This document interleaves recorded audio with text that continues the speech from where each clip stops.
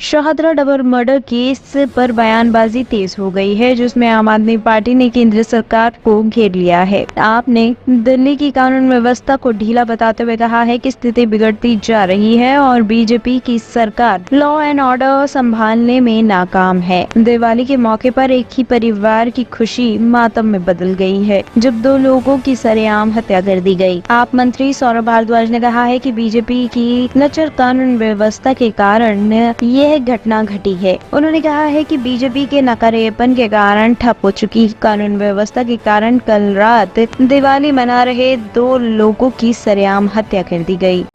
दोस्तों, कल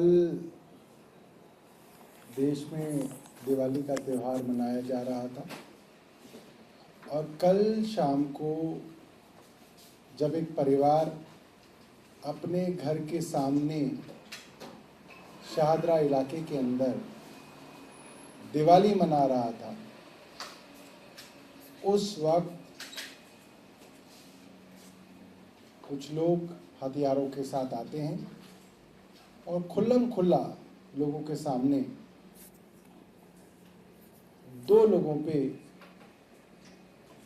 गोलियां बरसा के उनकी हत्या कर देते हैं।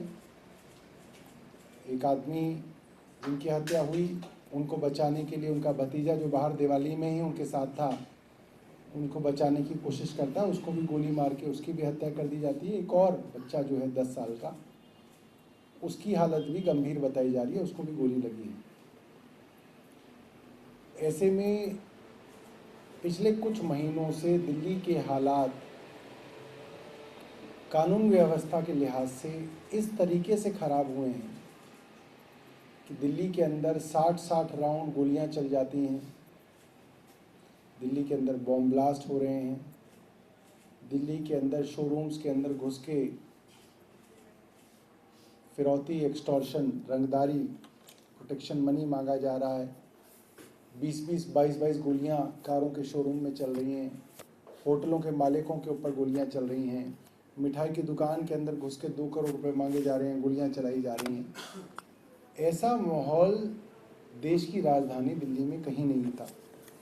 2 दिन पुरानी मैं आपको फ्रंट पेज की खबर दिखा रहा हूँ अंग्रेजी अखबार की, जिस अखबार में ये लिखा है कि दिल्ली के अंदर 2 बड़े गैंग तो एक्टिव हुए ही थे, अब एक तीसरा बड़ा गैंग भी दिल्ली के अंदर एक्टिव हो गया। ये अखबार की खबर है, जो मैं आपको बार बार कह रहा था। Delhi cops are on their toes with the initial investigation into firing incident at a businessman's house in northwest Delhi's Rani Bagh, pointing towards the possible involvement of Bambia syndicate. Top story bureau के लिए दिल्ली से हेमंत कुमार की report.